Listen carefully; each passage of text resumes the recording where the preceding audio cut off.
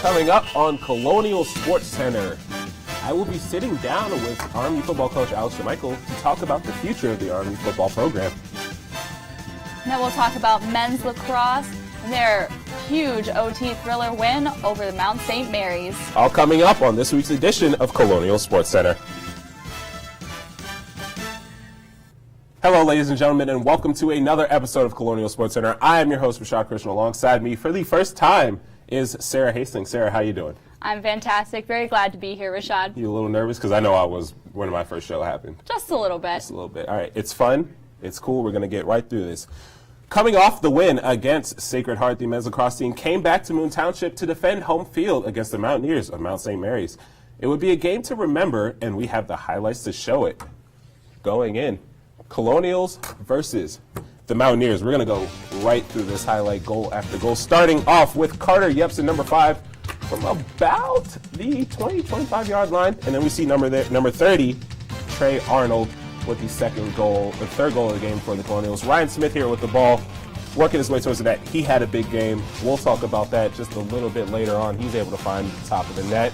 Alex Hager, star freshman, able to block a shot, showing why he is one of the best goalies in all of college lacrosse. Ryan Smith, once again, second goal of the game, able to extend on his already huge performance. And you see Alex Hager once again.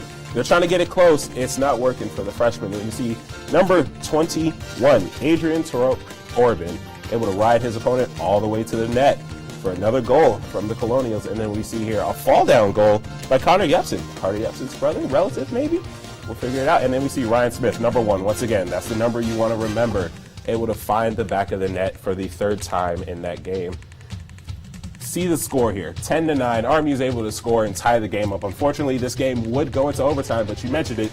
It was a thriller, so we'll see what happened. Ryan Smith with the ball here, able to fight his way towards the outside of the net and get it to the top right for the win in overtime. That would be number 4 for the day for Ryan Smith. With the overtime victory, the Colonials moved to 6-3 on the season and 2-0 in conference play.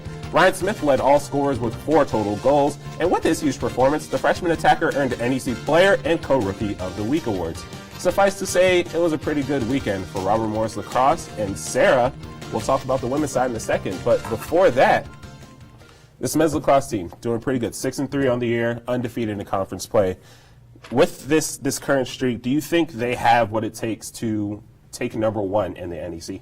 Oh, definitely. If they can stay in their heads and stick to their style of play, this very dominant, aggressive, physical towards the net, sharing the responsibility through the whole roster, not just a couple key players, I think they have a very good chance of being a force to be reckoned with. Yeah, definitely. I mean, and you see Ryan Smith with 4 goals on that night, earning some very impressive awards. He really is showing, like, even though he is a freshman, he's stepping up to the responsibility of being the it guy for this team and trying to get them to a level that they haven't been in a while. Mm-hmm. Now, they played Penn State earlier in the season, and they just barely lost. Now, if they had won, would they have garnered national attention, you think? I think at the time, yes, because Penn State, number 3 in the nation now, they are a team that no one really wants to play because they know it's going to be a tough matchup. But I think, and then you look at the games after that, they won 3 in a row. That's great. They look like a team that you don't even want to play, especially in the NEC where the competition is a little bit lower.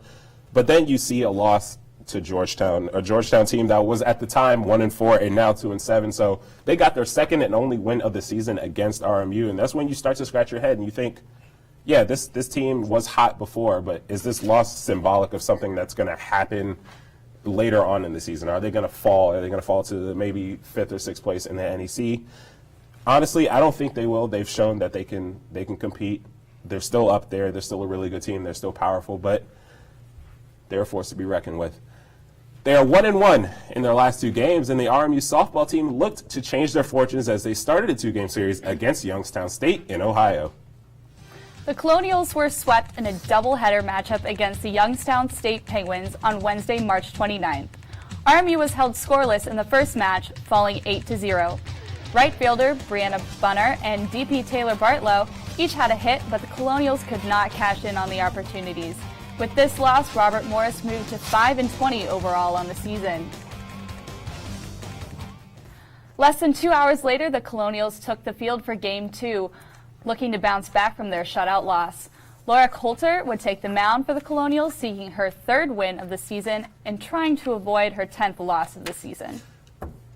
Thanks to a 7-run 4th inning from the Penguins, the Colonials dropped Game 2 of the series by a score of 12-3. The 3 runs for the Colonials came off the bats of left fielder Taylor Bartlow and 3rd baseman Olivia LaRusso. With the loss, the softball record stands at 6-21. And for more on their season, I am here with Ian Kiss for a very special interview. Ian, first of all, thanks for coming back on. Oh, man, not in your can't usual miss it. position. How does it feel? It's a little different. I mean, I've been on that side all semester, but I was here not too long ago. Yeah, so. definitely. I'm asking you the questions now, so this should be fun. Yeah, I don't think that's ever happened. Not at all. Not in my time here. But this softball team, Yeah. their record, 6-21. That is abysmal, to say the least. Who is there to blame for this sub 500, very sub 500 record? I mean, you can point fingers wherever you want, Rashad, but Yeah. I think the thing that sticks out to me is the pitching right now. Caitlin Elzy, the sophomore, the sensational freshman who came in as the new front runner to be the new Nicole Sleeth from 2 years ago after she graduated, but 3.36 ERA, not too shabby, but she is 1-3 coming back. And Laura Coulter, I don't know if you know her numbers, but 5.86 ERA, 2-10 on the season, racking That's up rough. those losses. Yeah.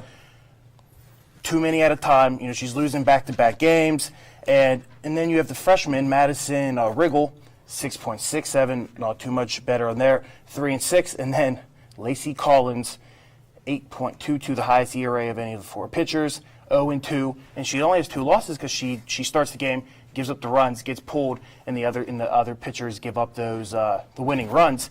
And I think you can get as many hits as you want. There have been games recently for the Colonials in their later stretch in non-conference games down south and in indoor arenas, the stadiums rather. The Colonials, they out-hit their opponent, but get beat in the column that counts, the run column. No, definitely. I mean, they've been shut out 5 times. It'll be interesting to see how this season goes. Ian, thank you for coming on. Pleasure. Thank you. Love asking you those questions. But when we come back from the break, a member of the RMU football team will be in studio with me and Sarah, and RMU Century Media's Malik Johnson will have a one-on-one interview with Max Palmer from the golf team. More on the Colonial Sports Center.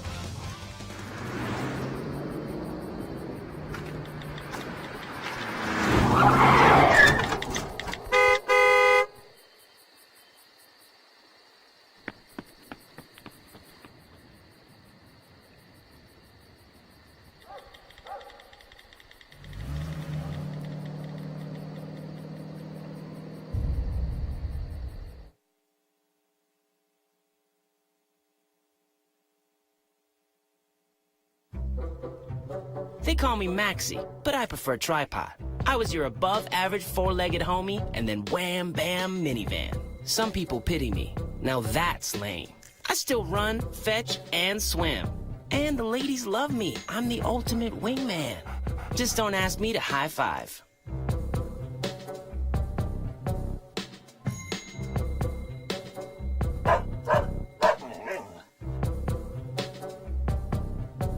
Every time I hear the alarm bell go off in school, I think it's an air raid. A lot of houses in our neighborhood have been destroyed. I like to close my ears and sing songs whenever the bombs come close.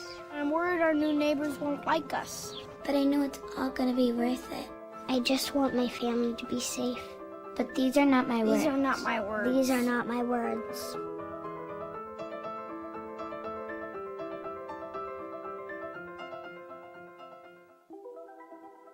Todd's a great guy. I mean, look at him. What a sweetheart. Attaboy. Wait, Todd, what are you doing? How totally selfish and un-Todd-like of you. Come on, Todd. Come on, man. Welcome back to Colonial Sports Center, everyone. As promised, I'm here with a surprise guest, linebacker Adam Wallet. Thank you for coming on, and Coach Alex DeMichael, the RMU football program. Guys, spring ball kicked off a few weeks ago. What are you seeing from your team during this season, and what are you impressed with so far? This year, a lot of competition, a lot more guys competing. The numbers aren't the highest, but the guys that are here, we're all friends and we know each other, so it makes competing a little bit easier. Yeah. When you're going against your friend, knock dude up, pick him back up kind of thing. So it's been a lot funner this year. All right. From a coach's perspective, what are you telling your guys during this stretch of training time to get them prepared for the season? You got to work hard. You got to control what you can control. I got to tell Adam all the time, he's not the fastest or the biggest, but he's always prepared. He works hard. Yeah. Gives great effort. So that's what I look for in my linebackers. I make sure that, they're the hardest workers on the team. Yeah. Always on time, always doing things the right way. And I think that's starting to trickle down through everybody. And I think that they're buying in as a whole to what Coach Banaszak and Coach Ferris and Coach Miller are preaching.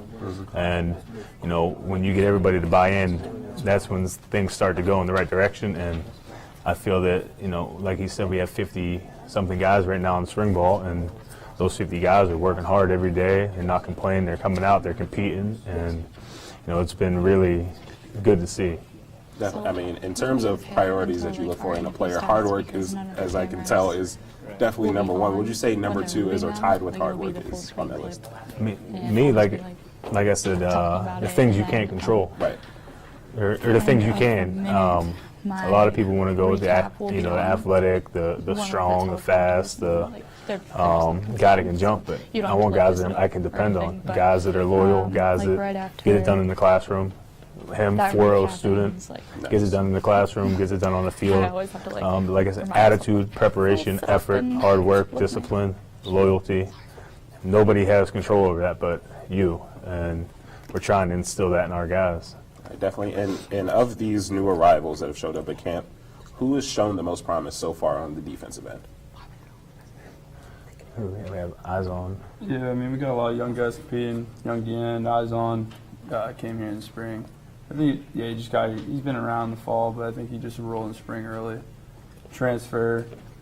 We just got a lot of young guys competing, not necessarily new guys, but a lot of guys taking bigger roles, stepping up into the shoes we need them to fill. So, a lot of good. Yeah, we had a lot of young guys, a lot of freshmen that have played a lot of football last year. And usually when you have young guys, there's some growing pains, and hopefully, through the spring and through the summer, we can get rid of those and they'll be ready to go. But Amir Fenwick, D-tackle, he's been dominating. He looks really good. Trey Stott has been playing well. Offensively, they're competing. On the O-line, Eric McAllister, he's a dog. He goes, he talks, he runs his mouth, but those guys feed off of that. But it's been good. They're doing good things over there. Definitely. Now, looking at the team as a whole, you lost players like Marcellus Branch and Zach Cooper and Ryan Lewis on the defensive side of the ball. What sort of impact are they going to? Is the team losing when players like this are gone? There's only 4 there, right. So you got 4 guys up there. But at the end of the day, there's 100 of us, and it's just going to take 100 of us to win games. And 4 guys don't make a team. You can have the greatest individuals in the world, but if you don't have a family, I preach. I'm a big preacher. We greater than me. Obviously, they're going to make. We're losing them. It's going to be an impact. Right. It's going to kill us. But Marcellus is going to have an opportunity to play in the NFL. But we have guys that are stepping up. Next man up. That's the mentality. Next man up. Next man up. Next man up. All right. TJ Neal made his return to the defensive side of the ball after spending part of last year as the running back. What kind of impact is he going to have on the defensive side? What is one thing you're really proud of in TJ Neal as a player? Well, that would be Coach Brown that deals with him a lot more, but he competes. He's versatile. He can play safety. He can play cornerback. I think he's a cornerback, but right now he's filling at safety. Plays special teams, works hard, and that's the biggest thing. He works hard. You don't have to tell him. Last year, the team finished 2-9, tied for last place in the conference. What are some takeaways from last season that could possibly change coming into the new season? Well, you can't beat yourself. And you go look at Dayton, we lost 13-0, and the game was shortened by lightning. And you go look at their touchdowns, we gave them up. Right. Or we turned the ball over. It's not anything that they did. It was what we did. But they're a good team, but we usually shoot ourselves in the foot. But I think our guys are ready to, and they're finally growing up. And you gotta learn how to lose before you can win. Right. And I'm a guy, I hate losing more than I love winning. So every day, if we lose, I'm miserable until the next game. But you got to have that, 1 week at a time, 1 game at a time, season, 1 week seasons, and that's what I try to preach to the guys. Thank you so much for coming on the show. Thank you. Wish you guys the best of luck in your season.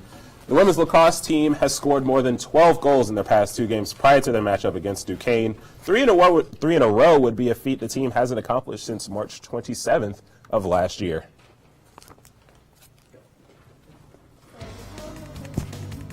You guys are good. The game was originally tied at 2 in the first half, but then the Colonials went on a 10-goal unanswered scoring tirade. Here we see sophomore midfielder Maggie Stella crashing the net, being very physical, very aggressive. That was her 2nd goal of the day. Here we see her teammate Dana Davis crashing that net once more. She scored 4 goals in this game, just plowing through defenders, sacrificing everything it takes to get to that net. And here we see number 23, Carrie Safebear, who would round out the half with a goal. The Colonials would enter the second half leading the game 12-2, but did not let up. The second half was full of great teamwork, good solid passing through the middle, and different players stepping up to score goals. The Colonials would finish the game with a score of 17-5, quite an impressive feat, beating Duquesne for the first time in program history. The Colonials would go on to win the game 17-6. This is the first time in program history that Robert Morris has defeated their Pittsburgh rival Duquesne. Midfielder Dana Davis scored the most goals of the Colonials roster with 4 on the day. However, midfielder Maggie Stella would rack up the most points with a total of 3 goals and 3 assists. Attacker Katie Breeze and midfielder Annie Sachs also recorded 3 goals, helping the Colonials to this historic victory. Now I'm here with David Schmansky, the basketball analyst for RMU Century Media. Welcome, David. It's nice to have you with us. Now, I want to ask you first about Coach Toole's comments in a Sports Illustrated article. He commented that it was almost disrespectful and brazen, and it felt like the bigger schools were kind of taking the talent pool, and everyone else was just kind of left for the pickings. Were those comments justified? What are your thoughts on that? I understand why Coach Toole thinks that players transferring is disrespectful. He's had opportunities, certainly in the past, to leave Robert Morris, but he has chosen to stay at Robert Morris and see things through. So when he has players that eventually decide to leave after he brings them in, it may have been some of their only offers coming out of high school, and they decide to leave his program, he sees that as disrespectful because he gave them their opportunity. But what he has to understand is it's not only his job to bring them in, but it's also his job to create a team that they want to play for, where they believe that they have opportunities. So when guys like Rodney Pryor transfer or Isaiah Still, it's clear that they believe that there are better opportunities elsewhere, and Coach Toole needs to do a better job of providing those opportunities while they're here. Interesting. Now, building off of that, how impactful were the transfers of Braden Burke and Jordan Lester? Braden Burke had a significant role in the team this year. He was one of the only big men that we had. I think going forward, the team is going to be okay without him, as well as Jordan Lester, who didn't play much this year. Mm-hmm. But we'll have to see if the recruits coming in can fill the void of missing a big man like Braden Burke. Mm-hmm. Now, speaking of big man, who is going to fill that void that Isaiah Still is leaving behind? So with Isaiah Still leaving, we're going to have to see scorers step up. It could be Deshaun Burke. It could be Clive Allen. It could even be a guy like Matty McConnell. All 3 of those are guys that look to score the ball. We've also got David Cole, who's a freshman who redshirted this season, who could come in and have an immediate impact on the team next season. Mm-hmm. All right, last question here. Stepping away from prospects, what is the one thing that the team did well this season? I thought the team did a great job of playing their style of basketball. They dictated the tempo of a lot of games by going on the floor with 4 guards and only 1 big man, something that we're likely going to have to do next year.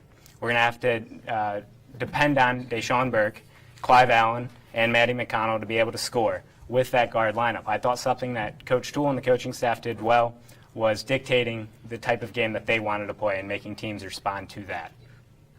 All right, well, that's all the time that we have here. Thank you very much, David, for joining us today. Thank you. Next on Colonial Sports Center, we will have our very own Malik Johnson with Max Palmer of the RMU golf team talking a little bit about their season and what we can expect from them. So, I just moved in with his family, and it's embarrassing. The little one, he likes to go outside and crawl around in the giant litter box.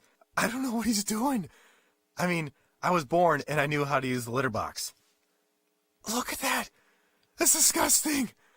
Oh, poop already. You're making me nervous. Oh, okay, I can't look at this anymore. I really hope he grows out of this, for his sake. You know what, guys? There's a lot of tree branches and dry brush over here. We should probably move the bonfire over there.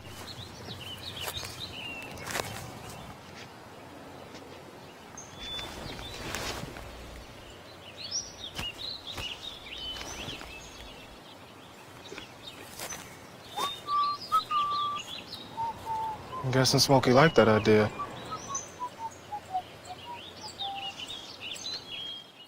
Well, Thomas, you've got pre-diabetes. But with more exercise and a change in diet, it can be reversed. I've tried exercising. It just makes me hungry for bacon. I love bacon, too. And who really likes to exercise? Not me. Me neither. Nobody. So we're good? What? Oh, you still have pre-diabetes. Big time. Look at you. You're at the top of your game. You're unstoppable. Nothing can throw you off track. Wait, is that your car? Uh-oh. Yeah, I saw that coming.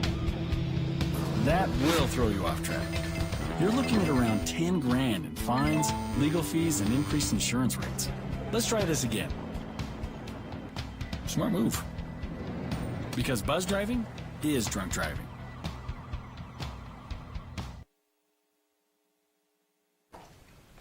Welcome back to Colonial Sports Center. My name is Malik Johnson. Here with me, I have Max Palmer from the golf team. How are you, Max? Good. How about you? I'm good. So you're a freshman here at Robert Morris. I am, yeah.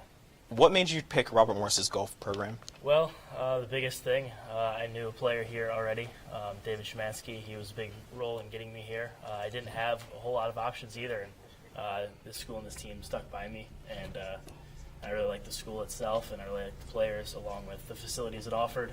With the dome, we can go hit balls there. We have a great home course, which is Montour Heights. Kind of all those reasons played a big impact. So. Okay, you talked about David Szymanski. He's here in the studio with us. Yeah, he is. Mm-hmm. What's it like playing with him? It's good. It's different. He's a little more different than everyone else in the team here and there, but it's good. It's nice to have some unique people. Yeah. What's the rest of the team like? Is it? It's pretty easygoing. We don't have. It's not overly intense, which is good. We have to compete against each other in order to play. Okay.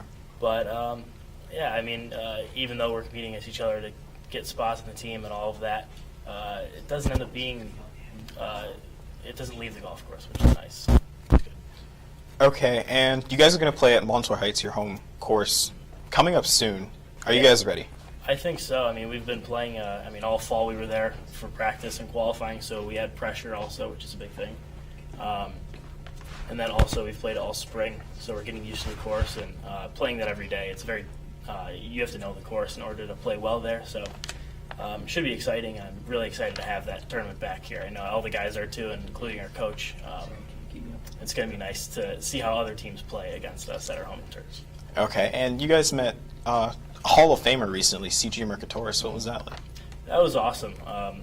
Just meeting a guy who's had such success here, and just hearing his stories and how he became such a good player was, I think, really good for all of us to hear. And it made a big impact on what we need to do in order to be that good or come close to being that good. Okay, and how are you guys starting to prepare for your games that are coming up at Lehigh Valley? I guess the big thing, we leave a day early to travel there. We get there in the morning, we play a practice round so we can get used to the course, get used to the greens, the conditions, the weather, and all that stuff. We get to learn everything about that course. And then, we usually have enough time at night to relax and sleep. And then we have 2 straight days of playing, whether it be 36 on the first day or 18. And we have some downtime too, so we get to relax, which is nice. Okay. Is that similar to how you guys started training for the season at all? A little bit. I guess we don't exactly get to learn grass and all that stuff or learn how to play on a golf course because we're in the dome and that's it. But definitely having the dome and it's really nice to be able to hit shots and stuff like that and see more ball flight than just hitting into a net. So. Okay, with all the talk of the UPMC Event Center and the North Athletic Complex, do you think we should be paying more attention to the golf team? I'm not exactly sure. I know a lot of people don't pay a whole lot of attention to the golf team, but it is nice when we do get some attention. It's nice to see the article written on the Century. That was really awesome, and we really appreciate the little support we get. So. Okay, and how does it feel to be? You're on pace for the lowest average in career history. In your career history right now, what's that like? I'm really not thinking about it too much. Kind of focus on the upcoming events and. Just doing that. I've got a long time here, so not too worried about 3.5 years to go, and just more focused on team success. Okay, and can you talk about the rest of the season? What are you guys looking forward to? Definitely conferences. We played there earlier over spring break. We got to learn that course a little bit. We're excited to go back down into nice weather. So. Okay, and thank you for coming on, Max. Thanks for having us. And after a quick break, we're going to go back to Rashad and Sarah on the desk. They're going to give you the upcoming games. Stay tuned for more Colonial Sports Center.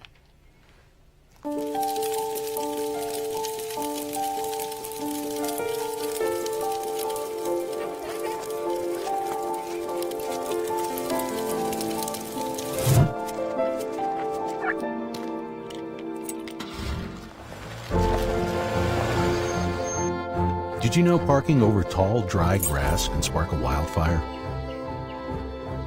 Only you can prevent wildfires.